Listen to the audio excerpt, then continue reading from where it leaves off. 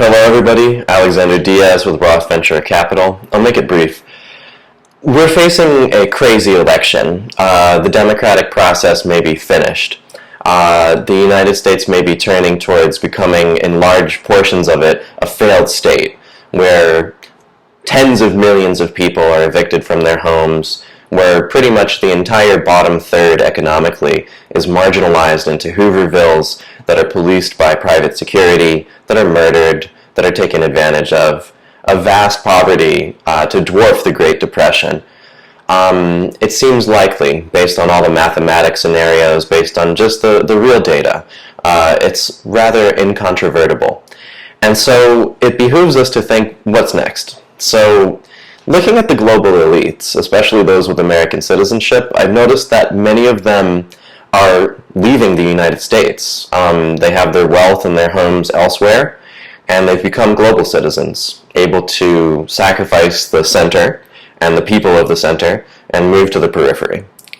And they're also able to boycott taxes. So they yield tremendously from being U.S. citizens and having their corporations chartered in the U.S. are able to do business in the U.S. And meanwhile, they don't pay a dime. This is true for your Amazon, for your Apple, most of the big corporations. And they're getting into cahoots. So, for example, Google is participating in building the security wall on the southern border with their Skynet of drones, and it's every science fiction scenario being played out. It's RoboCop, it's Terminator. It's all coming. It's all here. We're in it. And so here's my thought.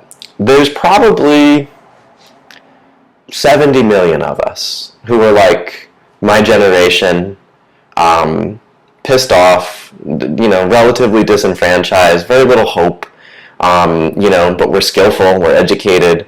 A lot of us have jobs that we can take with us that are off the internet.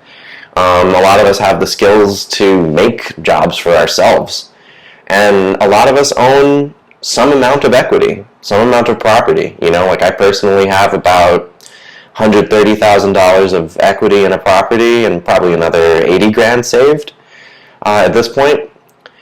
And, that's kind of in the middle. I also have a bunch of debt, a ton of school debt, ton left to pay on my small house. And so why don't we just move overseas and still draw our salaries, and we can either use the properties that we own in the United States as rentals to keep on increasing our equity and to keep on giving us a little bit of money each month, or we can sell them and invest in sustainable landscapes in the new places that we decide to move to. This would be amazing for us personally, for each family or individual, because if you draw a $50,000 salary with an internet-based job, you can live in Costa Rica or in Thailand for $25,000 per year, and you can save the other half. You're not paying taxes on it because you live in another country. So the principle here is that, each year you're saving in a high interest yielding account and then compounding that. And so it leads to a very quick retirement where, if you're realizing how little you have to spend, it's not too many years of saving half of what you make to get you to the point where the interest on that pays you what you need to live on, or a little bit more than that per year. And that's one of the most important Roth methods. And so this would also prevent you from having to participate in paying taxes to what is obviously a totally corrupt, imperialist, violent, racist system. I mean, I personally do not want to be working and paying taxes to pay for missiles and jails and the exploitation of people and places. It's just totally wrong to me. And there isn't really a way to vote out of that. There's not a choice on the ballot that's going to really lead to that, realistically. So we're in this exploitative mafia system where they come and penalize us for not paying taxes, and where it's increasingly difficult to live in the United States. The cost of things is tremendous. Gluten-free bread is $8 a loaf now. Who can buy that? That may be the only reasonable bread to eat for human health, and it's $8 a loaf, and it's not even available in most places. So, how are people to survive here? there's increasingly folks can't live on what they earn. They can't live on the unemployment they're getting.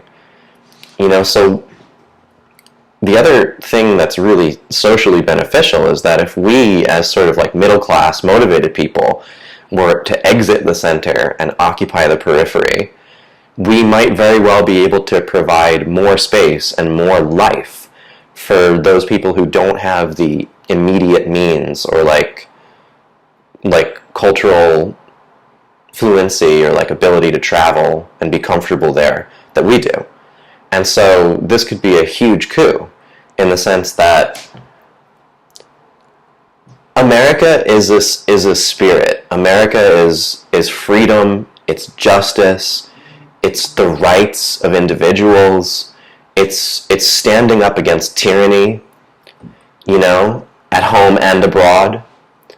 That's America. And that's being lost to some extent, but it also is a viral meme that's within the consciousness of those of us who grew up with that. I mean, you've seen Red Dawn. I've seen Red Dawn. We know what's up. And so that can carry forward, like the people of Israel are not bound to the land of Israel, and the way, like the way of the Jews is not bound to a single place, just as the way of the American, the way of justice and righteousness, that can come with us. And I would posit that maybe it's time to just yield and sacrifice that portion, that control of this one landscape, and think about instead taking this Dharma, this American Dharma, and spreading it all over the place so that we have almost colonies. That's not a triggering word, right? Colonies doesn't trigger anybody, but colonies of virtue, of righteousness, where there is respect for all people, regardless of their gender, religion, where there is safety for everyone. And so this is how my plan is materializing. And I have a spread of options from, ultimately we can leave this month if we need to, and we'll still be okay. Or we can leave in years. And over that period of time, I can make more passive income through the clinic, more active income through coaching and health clients online, have more properties that are yielding more rental income, as well as the properties can be growing and producing products. And so the idea being, at any place along that spectrum, we can exit the center and enter what is to us perceived as the periphery. And, really boycott the taxes. And also, for me, like living in America, to really live here and really have like a decent life that keeps me sane, that keeps me earning money, I gotta get a lot of plastic. Like all the food is in plastic. Just maybe some farmers market stuff is not, but most part, it's wrapped up in plastic. You gotta use gas. Maybe you could get an electric car. That's probably what I'm gonna do. It's cold here, so you gotta, heat your house, and you can't use wood. That's illegal in the city, so you gotta use natural gas. So it's kind of like exiting here means that my overall impact will be lessened, but it also increases my ability to be the supporter of carbon sequestration through, helping hold land, steward that land, and grow more things on that land, and have more life, have more species, more life, more 3D and 3D dense way, permaculture way. And so there's a part of me that wants to fight for what's right and fight for justice, but what I'm witnessing is that the sort of political elites of both sides they've almost co-opted or fooled so many people into believing that, like, simply by supporting them, by supporting like a Biden, by supporting a Hillary, that you're somehow like standing up for justice. And I saw this a lot when I was really super actively protesting. They would herd the protesters into these gated pens that was like had police in front of them. So there was like squares of like concentration camp packed protesters all up and down the streets of Manhattan with like giant television screens that had like your Al Sharpton and your Bill Clinton and your different characters that were supposedly, demagogues that represented the righteousness and decency and equality, all the good, like, so-called Democratic Party virtues.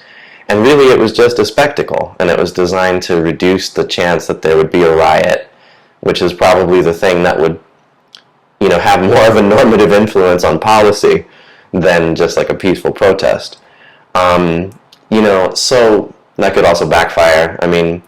Anyway, so my experience is that, keeping faith in these folks, the upper echelons of power, they're well aware that they'll be killed if they ever do anything that's too revolutionary.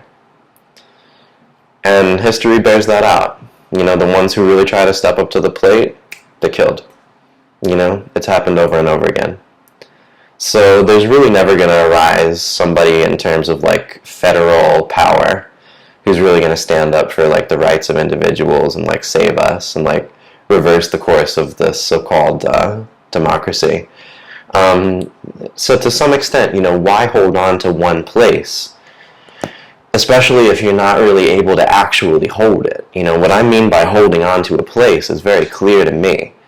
And that means that we have, real legal ownership of large landscapes.